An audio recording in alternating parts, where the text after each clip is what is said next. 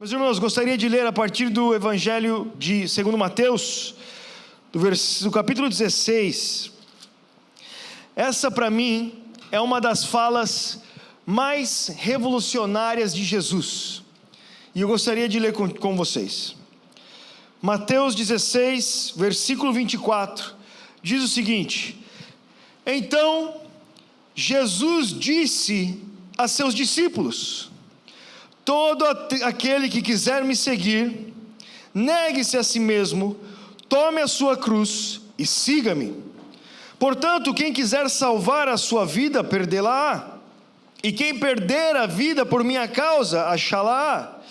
Pois que aproveitará o homem se ganhar o mundo inteiro e perder sua alma? Ou que dará o homem em troca de sua alma? Porque o Filho do Homem há de vir na glória de seu Pai, com seus anjos, então retribuir a cada um conforme as suas obras. Essa fala é muito conhecida, principalmente pelo fato de Jesus nos dar uma mensagem que, para muitos cristãos, pode ser a mais dura de todo o Evangelho. É uma mensagem que, para aqueles que não compreendem muito bem o que está sendo falado e o contexto, pode imaginar que da boca de Jesus está vindo algo contra nós, e passa a imaginar que viver essa vida que Jesus tem para nós disponível a segui-lo é impossível, não é bom, é difícil. No entanto, antes de nós irmos à parte da cruz, eu quero falar sobre a frase que realmente para mim é revolucionária, que não é exatamente a parte da cruz, é o início, que Jesus diz o seguinte: todo aquele que quiser me seguir. Sabe, muitas vezes nós, ao lermos a Bíblia, nós não buscamos compreender o contexto do texto.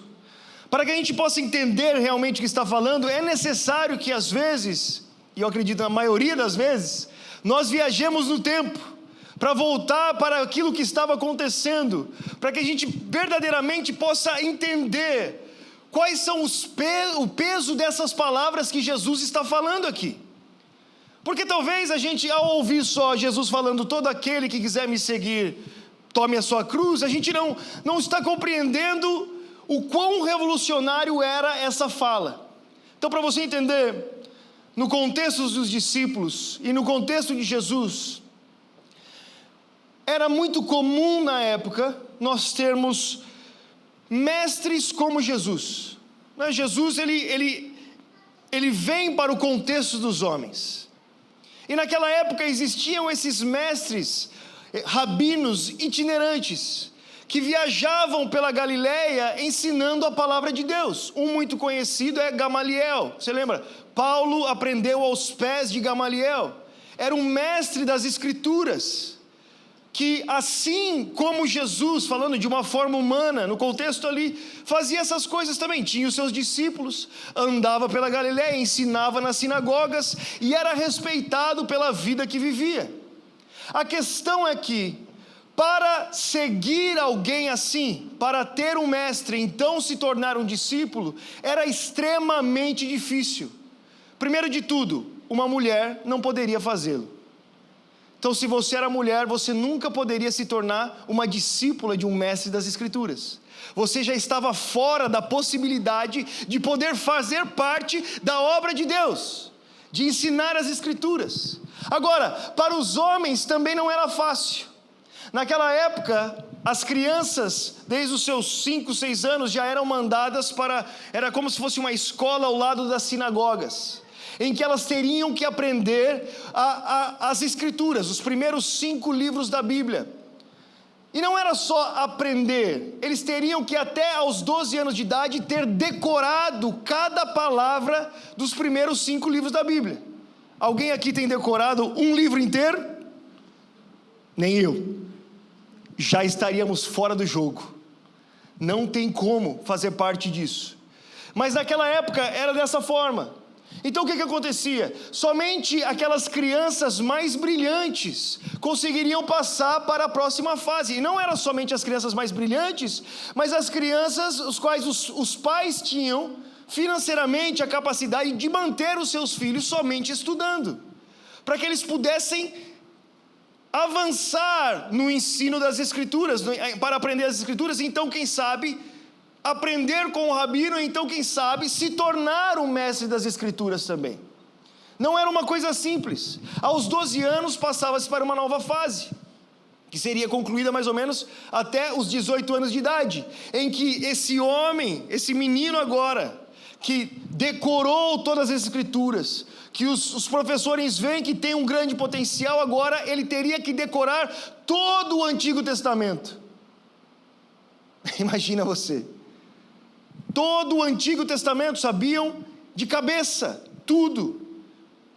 E aí, para passar até a segunda fase, quando se chegava na formatura, se era dada por idade, os mestres da lei, eles visitavam as sinagogas para então escolher os seus alunos.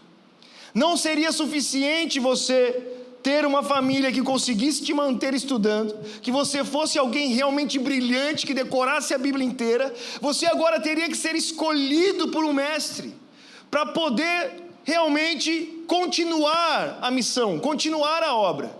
E o mestre escolhia principalmente por perceber se esse aluno era realmente brilhante, se tinha uma capacidade muito boa. Por quê? Porque o mestre seria conhecido pelo seu discípulo. O discípulo que diria se o mestre era bom. Então era uma elite do conhecimento bíblico.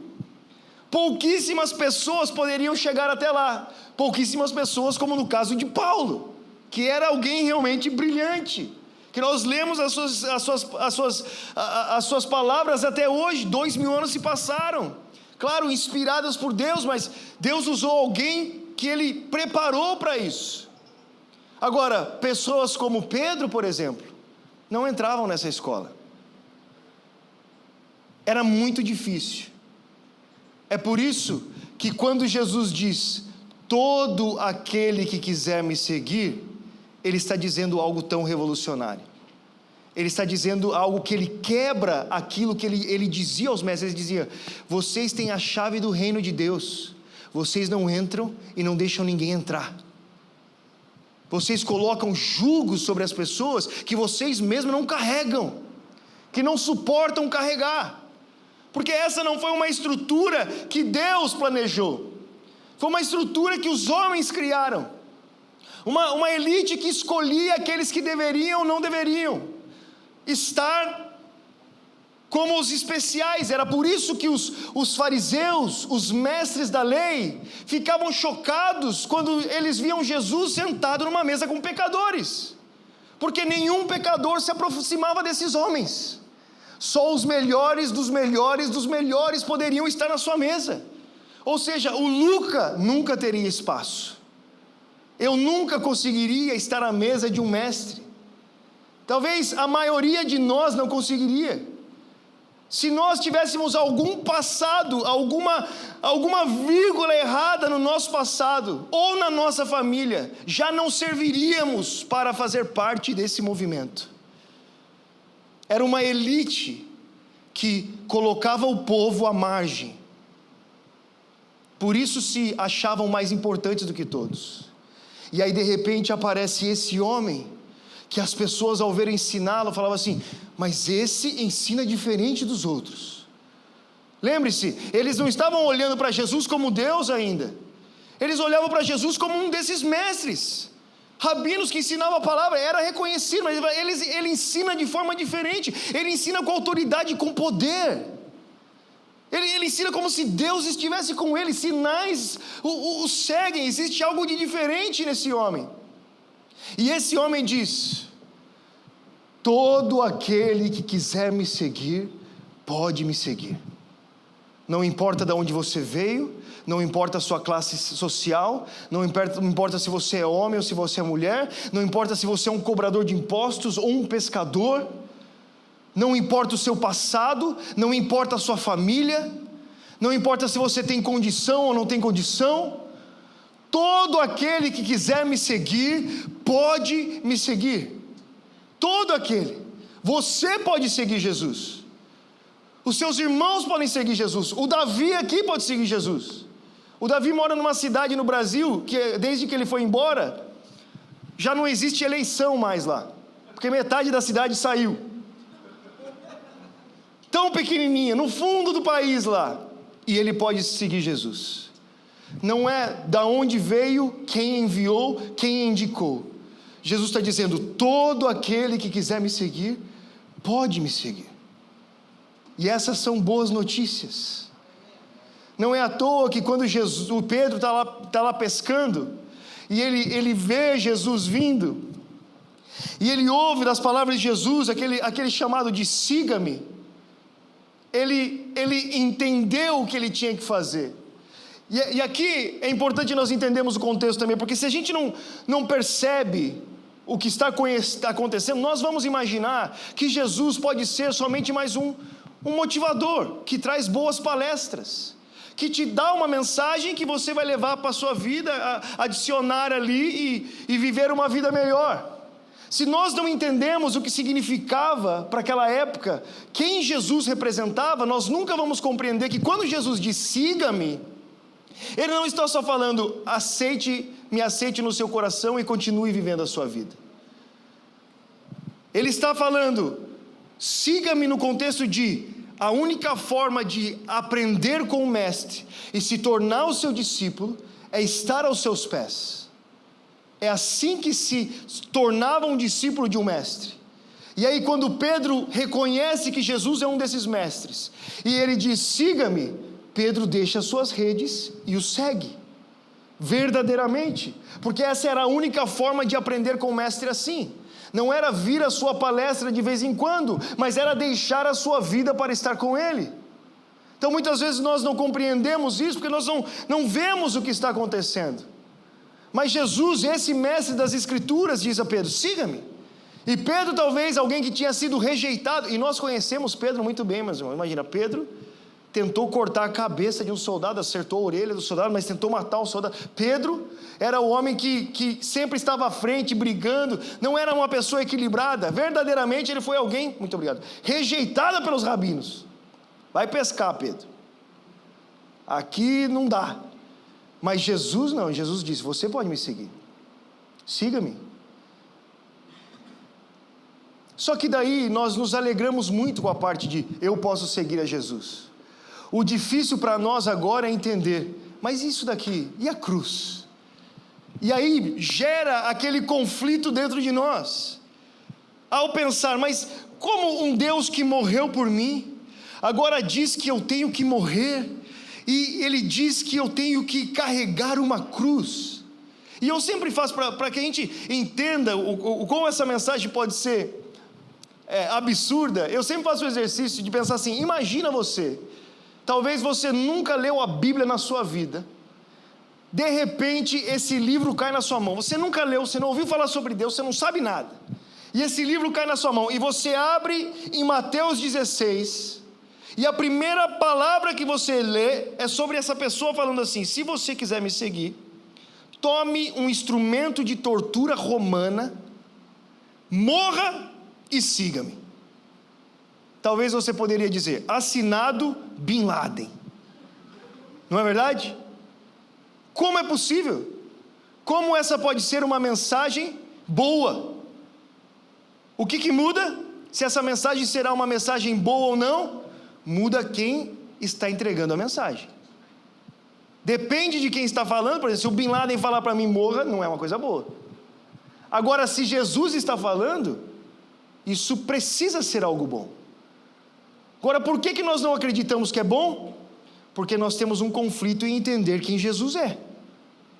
Não é à toa que Jesus começa esse discurso, e você vai ver aqui nessa conversa que é onde ele começa a anunciar a sua morte. Até então ele não tinha falado para os discípulos o que havia de acontecer. Os discípulos estavam admirados no seu milagre, nos seus ensinos, Mas a partir desse momento ele começa a anunciar a sua morte, mas ele começa esse discurso levando os discípulos para um lugar chamado Cesareia de Filipe, e Jesus faz uma pergunta para os discípulos. Ele pergunta: quem as pessoas dizem que eu sou? Essa é a primeira pergunta. E os discípulos respondem: alguns dizem que tu és João Batista, outros dizem que tu és Jeremias, outros dizem que és um profeta. E ele não responde nada. Ele faz outra pergunta, e ele diz: mas e vocês? Mas e a vós? Quem vocês dizem que eu sou? E essa resposta, meu irmão, muda a nossa vida por completo. Dependendo da forma que nós respondemos quem Jesus é, será a forma que nós vamos viver a nossa vida, viver a nossa fé, responder a Deus, responder às pessoas. Se nós não conseguimos responder quem Jesus é, nós teremos medo das suas palavras. Se nós não conseguimos responder bem essa pergunta, tudo muda em nós. Para você ter uma ideia, esses dias eu estava lendo um livro de dois cientistas, que eles estudam o cérebro, e eles queriam compreender, eles não são cristãos. O livro chama How God Changed Your Mind. Como Deus muda a sua mente. E eles fizeram estudos, anos de estudos, 15 anos de estudos, para compreender como Deus agia. A ideia de Deus, na linguagem deles, poderia agir no nosso cérebro. E eles chegaram a uma conclusão espetacular. Eles disseram que se a compreensão que o ser humano tem de Deus é um Deus que nos pune, que é vingativo, que é contra nós, que é um Deus mau, que é um Deus que nós não podemos confiar, como a maioria dos deuses pagãos, que se nós fizermos alguma coisa, Ele vai nos aniquilar, que nós temos que fazer alguma coisa para que Ele comece a gostar de nós, porque na verdade Ele não gosta de coisa nenhuma, e a gente tem que pagar alguma coisa para Ele gostar da gente. Se a nossa ideia sobre Deus é um Deus assim, o nosso cérebro, ele seca, ele começa a morrer. Mas se o nosso entendimento e a revelação que nós temos de Deus, esses cientistas falam, olha que coisa impressionante, é de um Deus amoroso, perdoador, misericordioso, um Deus que é por nós. Ora, o Deus do Evangelho, um Deus que entregou o seu Filho para morrer por pecadores. Ele não entregou o seu Filho para morrer por pessoas perfeitas, não. A Bíblia diz que Jesus morreu por nós ainda quando éramos inimigos de Deus. Inimigos de Deus é pessoas que odiavam a Deus, contra Deus. Se existe algo de oposto ao Senhor, nós éramos aquilo que era oposto a Deus, e Jesus morreu por nós, enquanto estávamos ali naquela condição. Jesus não morreu pelo Luca, enquanto o Luca estava pregando o Evangelho e cantando aleluia. Ele morreu pelo Luca, quando o Luca era inimigo dele. Agora, se a nossa compreensão sobre Deus é desse Deus amoroso, perdoador, misericordioso, esses cientistas descobriram que o nosso cérebro, ele se expande, ele gera mais vida, ele floresce, ele vive. Olha que impressionante isso. Tão impressionante é que quando nós lemos o relato de Gênesis, a Bíblia diz que Deus, o nome de Deus ali é Yavé Elohim. Elohim é uma palavra usada para vários seres espirituais no Antigo Testamento, não somente para Deus. Deus é Yavé Elohim, ou seja, Ele é sobre todos os outros, Ele é o Criador, Ele é o Senhor sobre todos os outros. No entanto, para que você entenda, quando a serpente vem falar com Eva, e ela diz, olha, o Senhor falou isso, falou que se você tocar nesse fruto, tal, você sabe a pergunta, só para que você entenda, na boca da serpente não sai Yavé Elohim, sai somente Elohim. Porque o que o diabo estava tentando fazer desde o início? Mudar a compreensão que nós temos sobre Deus. Porque quando nós não entendemos quem Deus é, nós não entendemos quem nós somos. Se você não sabe que Deus é Pai, você nunca saberá que você é filho.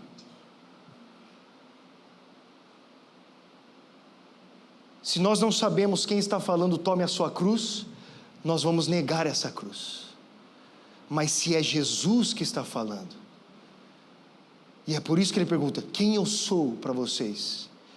Quem eu sou? Quem Jesus é? E nós precisamos conseguir responder isso. Você precisa conseguir responder isso. Será que a sua ideia de Deus é um Deus vingativo? É um Deus que é contra você? É um Deus que vai puxar o tapete a qualquer hora? É um Deus que, se errar, ele vira as costas? Você pensa assim porque a religião nos ensina sobre o Deus assim. As pessoas têm medo de se entregar a Deus, as pessoas têm medo de obedecer a Deus, as pessoas acham que a obediência a Deus as levará a sofrimento perpétuo. Eu converso com jovens sobre missão e eles falam: eu tenho medo. Por que você tem medo? Quem que está te chamando? É o diabo que está te chamando para a missão, brother? Ou é Deus? Quem está te chamando? Por que nós temos medo de responder? Por que nós temos medo de correr até Ele? Por que nós não nos entregamos? Por que nós calculamos tanto? Porque no final nós não conseguimos responder bem quem Jesus é. Porque se a nossa resposta sobre Jesus fosse segundo o Evangelho de Cristo, não existiria nada que nós manteríamos para nós mesmos. Nós nos entregaríamos por completo, sem pensar duas vezes. Por quê? Porque, meus irmãos, imagina, Jesus Cristo de Nazaré morreu em uma cruz, Ele entregou a sua vida, Ele andou com seus discípulos, mostrou a sua bondade. Agora o grande ato de todos os outros é: Ele morreu naquela cruz. E às vezes, quando nós pensamos na cruz de Cristo e nós olhamos para lá, nós nos sentimos culpados, como se Jesus olhasse para nós nos apontando o dedo. Mas Jesus não olha para nós e diz que Ele está lá por nossa culpa. Ele diz que Ele está lá por nossa causa. Agora, se é esse Jesus, que enquanto eu não tinha nada de bom a oferecer, e eu sei muito bem que realmente não tenho, se esse Jesus que me estende a mão nos momentos mais tenebrosos da minha existência, se é esse Jesus que, quando nem eu mesmo tinha esperança em mim mesmo, foi ali que Ele me alcançou, se é esse Jesus que morreu na cruz por um pecador como eu, se é Ele prova do amor de Deus à humanidade, porque assim Deus prova o seu amor ao mundo, entregando o seu Filho naquela cruz, se é Ele que diz: tome a sua cruz, essa cruz eu quero. Por quê? Porque é Ele que está me dando essa cruz, é Ele que está dizendo. E se é Jesus que está dizendo para eu tomar essa cruz, verdadeiramente, essa cruz deve ser a melhor coisa que pode acontecer comigo. Não é algo ruim. Se é Jesus que está falando, eu ouço essas palavras com muito amor. Por mais que racionalmente envolvido e influenciado pela cultura e a minha própria carne, os meus próprios medos, eu tendo a pensar que essa cruz não é algo bom para mim. Ao colocá-la diante da realidade do Evangelho, por mais que o meu cérebro tente lutar contra isso, eu preciso aceitar que ela é muito boa. Por que ela é boa? Porque é Jesus que está me dando. Se é Jesus que me dá essa cruz é boa para mim. Se é Jesus que fala: tome, é bom, eu quero. Se fosse o Bin Laden, não. Mas se é Cristo, o Filho de Deus, esse que Pedro diz: tu és o Cristo. Quem é o Cristo? Meu Deus, tu és o prometido desde o início, aquele que pisaria na cabeça da serpente, aquele que libertaria o seu povo, aquele que por meio da sua vida provaria o amor de Deus a nós. Tu és o Cristo, o Filho do Deus vivo, tu és o Cristo. Se é o Cristo que está me dizendo isso, é bom para mim, é remédio para mim, é solução para mim, porque essa cruz, nas palavras de Jesus, diz: você vai perder a sua vida, e ao perder a sua vida, você a ganhará. Nós já vivemos o suficiente para perceber que as nossas próprias decisões, alienadas de Deus, nos levam à morte, não é verdade? Já não fizemos erros o suficiente para perceber? E aí Jesus está falando: então deixe a sua vida alienada de Deus. Não se apegue a essa vida sem mim. Essa vida que vocês vivem sem essa cruz é uma vida contaminada pela morte. É um caminho sem volta. Se vocês se apegarem a ela, Jesus não está nos ameaçando. Não é uma ameaça. Ele está dizendo: se você se apegar a ela, certamente morrerás. Porque esse é o resultado da sua própria vida. Esse é o resultado daquilo que faz sozinho. Esse é o resultado de uma vida sem Deus. Portanto, deixe a sua vida e se apegue a mim. Se apegue a minha. Porque a verdadeira vida está naquele que disse que vida é. Eu sou o caminho, eu sou a verdade, eu sou a vida. Aquilo que Adão perdeu no Éden, meus irmãos, não foi a capacidade de fazer as suas próprias escolhas, não foi a capacidade de encontrar e gerar riqueza, não foi a capacidade de perder uma família, não, tudo isso ele teve. Se ele cavasse a terra, até ouro ele encontrava. As riquezas continuavam aí. Plantar, colhe, a chuva vem. Não foi isso que ele perdeu. O que ele perdeu foi a vida. Ele morreu. Jesus disse: o dia que você comer desse fruto, certamente morrerás. Aquilo que a humanidade perdeu é aquilo que o Senhor nos entrega, é Ele mesmo. E Ele diz: portanto, deixe a sua vida precisa ser deixada para trás. Aquela vida sem Deus, essa vida que irá te matar, é algo ruim para você. A sua própria vida te mata. Portanto, tome a sua cruz, e a cruz na linguagem de Cristo, explicada por Paulo, diz: e ele foi obediente, e obediente até a morte. E morte de cruz. A cruz que Cristo está dizendo, expressando aos seus discípulos, é essa, de obediência a Deus. E a obediência a Deus, diferente do que muitas pessoas pensam, não nos aprisiona. A obediência a Deus nos liberta.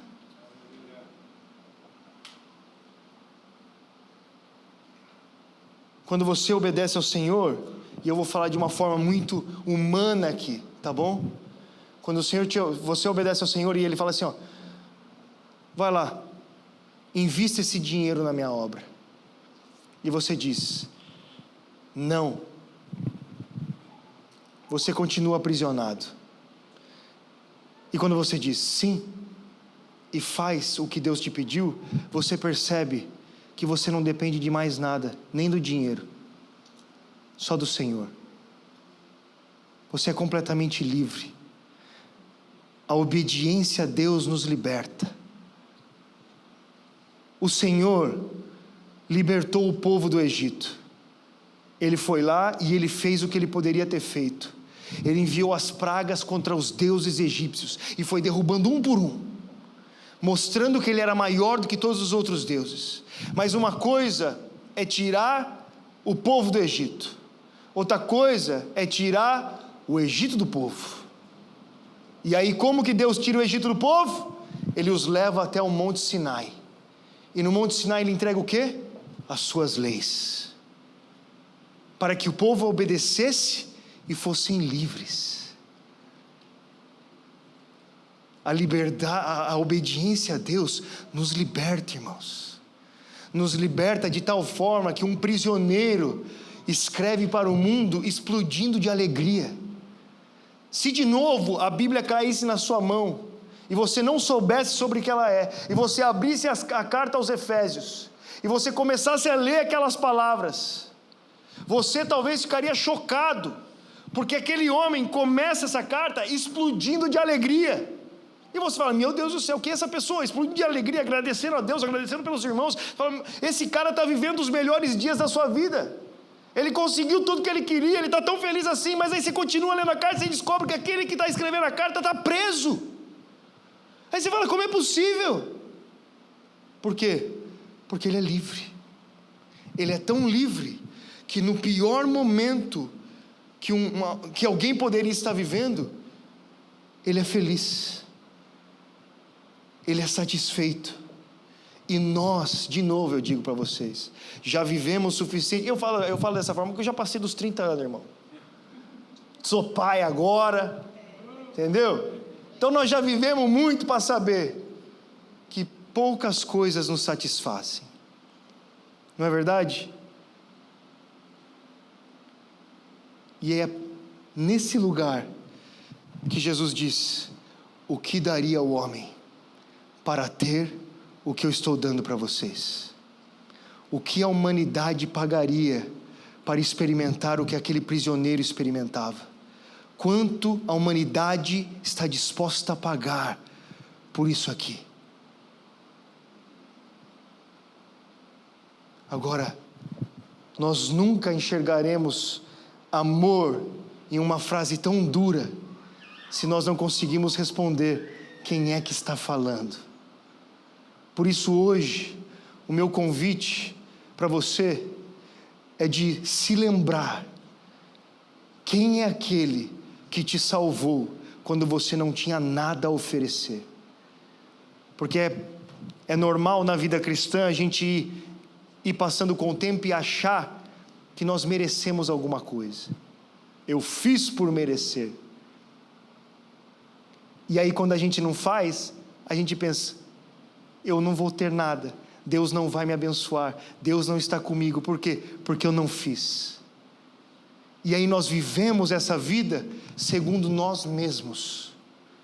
Por um lado nós pensamos: nós merecíamos, nós somos tão bons que Jesus veio morrer por nós. Quando a gente está fazendo a coisa certa. Quando a gente erra, a gente pensa: agora não existe mais espaço na mesa para mim. Mas quando nós nos lembramos daquele primeiro dia, como foi o primeiro dia da sua vida? E eu não estou falando de quando você nasceu, eu estou falando de quando você nasceu de novo. Como foi? O que você tinha nas suas mãos para oferecer a Deus? Você tinha alguma coisa? Você fez alguma coisa para receber algo em troca? Você fez alguma coisa para receber esse amor? Agora, esse mesmo Jesus que te salvou naquele dia, e você recebeu essas boas novas de Cristo, e fez com que você acordasse pela manhã uma pessoa completamente diferente, sem compreender o que estava acontecendo. Parecia que até o mundo tinha mais cor, e canções nasciam no seu coração, e você começou a viver diferente. O que aconteceu naquele dia? Você pagou, você fez alguma coisa, você estava andando certo, ou você era só um mero pecador alcançado pela graça de Deus? Agora, esse mesmo Jesus continua com o mesmo convite, e para que a gente continue a viver o chamado que Ele tem para nós, nós precisamos sempre responder quem Cristo é. E eu vou ser muito sincero para você, esse é um exercício que eu faço todas as manhãs. Todas as manhãs eu acordo, eu vou até a minha sala e eu me lembro do Evangelho antes do Luca existir, do Evangelho do Deus que era antes de todas as coisas serem, do Deus que um dia planejou criar a humanidade, sabendo dos erros que nós cometeríamos, já entregou o seu Filho antes da formação do mundo. Um Deus que não esperou que nós tivéssemos uma ideia para se reconciliar a Ele. Ele fez o caminho. Um Deus que veio até nós, aonde nós estávamos. Um Deus que nos chama qualquer um a poder segui-lo. Que não escolhe, que não faz diferença entre as pessoas. Esse Deus que entregou o seu Filho naquela cruz, provando o seu amor por mim. Que me alcançou ainda enquanto eu era um viciado em drogas, egoísta. Morto por dentro e por fora. Que me alcançou naquele quarto sozinho, quando nem eu mesmo tinha mais esperança. Esse mesmo Deus continua o mesmo hoje, e eu preciso me lembrar disso, para que essa cruz seja doce para mim, porque a promessa dele não é: siga-me e tereis dias perfeitos. Não é. Mas a promessa dele é: no meio das provações e dificuldades, o seu amigo está contigo. Por isso, Senhor, eu quero essa cruz, porque essa cruz é a solução da minha vida, meus irmãos. Essa cruz é o que me liberta de mim mesmo, me liberta dos meus traumas, me liberta das minhas inseguranças, me liberta dos meus vícios, dos ídolos, daquilo que tenta me aprisionar, daquilo que tenta deixar os meus pés no chão. Essa obediência às suas palavras me leva à liberdade. Mas talvez você está aqui hoje e você está dizendo: mas eu já tentei e eu não consigo obedecer a Deus. Eu tento obedecer e eu não consigo. Eu tentei e eu não consigo. Mas quando nós lemos a palavra, o ensino, o Sermão do Monte, Jesus passa aquelas coisas que parecem serem absurdas à nossa realidade. Ele fala coisas celestiais demais, né? Os teólogos vão dizer: se a lei era difícil, agora Jesus tornou muito mais difícil ainda. Só de eu pensar alguma coisa, eu já sou um idólatra. Só de eu pensar, já acabou comigo. Como que eu vou fazer isso? Aí Jesus, depois que ele termina esse sermão, ele diz assim: pois aquele que ouve as minhas palavras e as pratica é como alguém que constrói a sua casa sobre a rocha. Muitas vezes, meus irmãos, e eu vou contar isso para nós orarmos, nós não enxergamos a caminhada de Jesus da forma certa. Vamos imaginar que seguir a Jesus é um chamado para correr uma maratona. E aí Jesus diz o seguinte: quer me seguir? Você vai correr a maratona. Aí o Luca ouve uma mensagem sobre Jesus e fala: eu quero! Então eu vou correr a maratona. Só que o Luca nunca correu na vida. Eu vou sair amanhã, eu falo: a maratona é quanto? 42 km? Deixa para mim, eu vou seguir Jesus. Aí eu saio louco, correndo, porque eu vou seguir Jesus. E aí eu corro 1,5 km e morro. Fala: tá vendo? Era para morrer mesmo, é o único jeito. Eu tento e eu não consigo. Aí eu digo assim: não é para mim, tá vendo? A maratona não é para mim. Mas Jesus não falou aquele que ouve as minhas palavras e tenta. Ele diz: aquele que ouve as minhas palavras e as pratica. Praticar. Como você aprende algo? Praticando. Dia após dia, você vai praticando as palavras de Jesus. Como você, quando está dirigindo, aí passa um carro do seu lado, e ele está errado, e ele te corta. Aí você fica doido, você quer fazer o quê? Você quer xingar. Mas aí você lembra: irai-vos, mas não pequei. Aí ao invés de você: Deus abençoe, meu filho. Aí no dia seguinte, o cara faz a mesma coisa e você não aguenta, vai e xinga o cara. Mas no outro dia vai de novo: Deus abençoe, meu filho. E ao praticar as palavras de Jesus, nós começamos a sermos livres do nosso próprio método de viver a vida. E de repente nós estamos mais parecidos com Ele, praticando as suas palavras. Como numa maratona, nós corremos 1 quilômetro um dia, 2 quilômetros o outro, 3 quilômetros o outro, 4 quilômetros o outro, e nós vamos praticando, e nesse caminho de prática, Jesus está conosco. É por isso que Ele chama os discípulos a segui-lo. Não é só receber agora um crachá e você é um cristão. Não, é um caminho, é uma vida, é seguindo, obedecendo a Deus, colocando as suas palavras em prática, e o Senhor vai mudando, transformando a nossa vida. E isso nós vemos claro nas Escrituras. Pedro, no primeiro avivamento que tem, ele vai para Samaria, tem um homem ali que acabou de se converter, e ele quer comprar o Espírito Santo. Meu Deus, o cara acabou de se converter. Pedro fala o que para ele? Tu não tem partes conosco, aparta-se de nós. O homem acabou de se converter. Aí você continua lendo a Bíblia, aí chega Pedro, o mesmo Pedro, e na sua carta ele escreve: e o amor cobre uma multidão de pecados. Fala, quem? Não é o meu cara. Mas ele foi colocando as palavras de Jesus em prática. E aos poucos ele foi se tornando mais como Cristo. E é esse o chamado de Jesus para nós. Vem e aprende comigo, que sou manso e humilde de coração. Toma o meu fardo que é leve, o meu jugo que é suave. O fardo de um mestre e o jugo de um mestre era o seu ensino, era o seu método. Ele diz, o desses outros homens é um peso sobre você.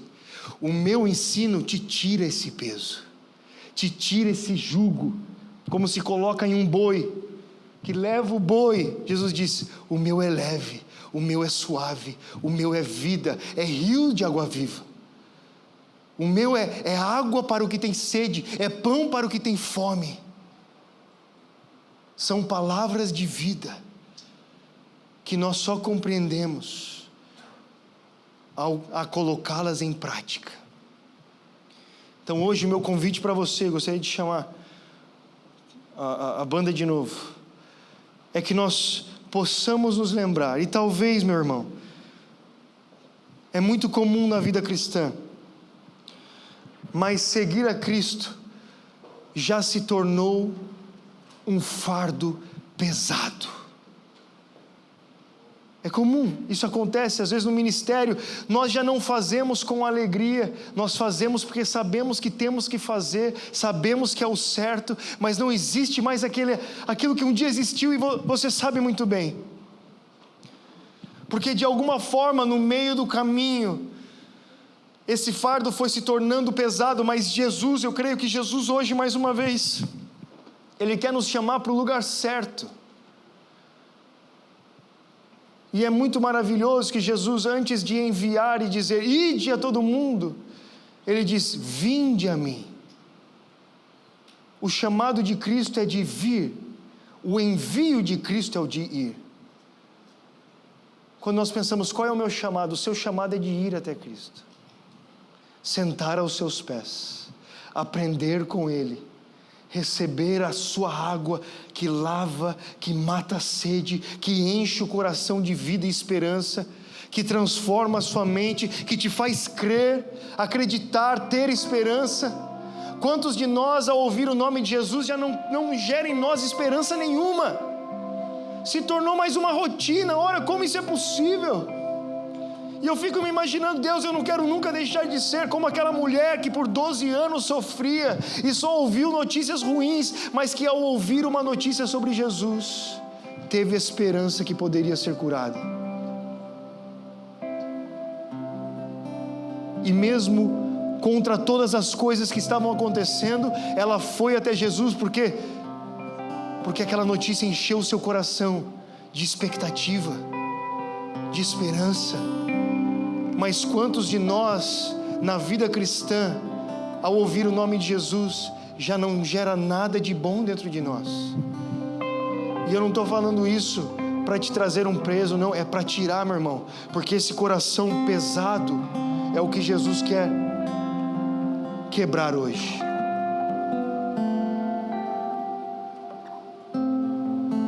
Ele diz, quem eu sou? E talvez nós precisamos fechar os nossos olhos e nos lembrar da cruz, nos lembrar do que aconteceu ali, nos lembrar que não merecíamos, nos lembrar que Ele nos amou quando éramos pecadores, nos lembrar da sua misericórdia sobre a nossa vida, nos lembrar do que Ele já nos prometeu, nos lembrar daquilo que nos fazia viver. É muito interessante que Paulo, escrevendo para um discípulo desencorajado, ele diz, eu quero te lembrar, lembre-se de Jesus Cristo que ressuscitou dos mortos. Esse é o evangelho que eu preguei para você, lembre-se. Paulo diz, eu me lembro das suas lágrimas que não são fingidas. Às vezes, meus irmãos, nós não temos que olhar para frente, nós temos que olhar para trás e nos lembrar do evangelho, nos lembrar daquilo que nos encheu, daquilo que nos transformou, daquilo que nos impactou, nos lembrar de Cristo, nos lembrar da sua obra e graça, nos lembrar da sua verdade, o porquê que você respondeu a primeira vez, o que te levou até Ele naquele dia, pois é a mesma mensagem.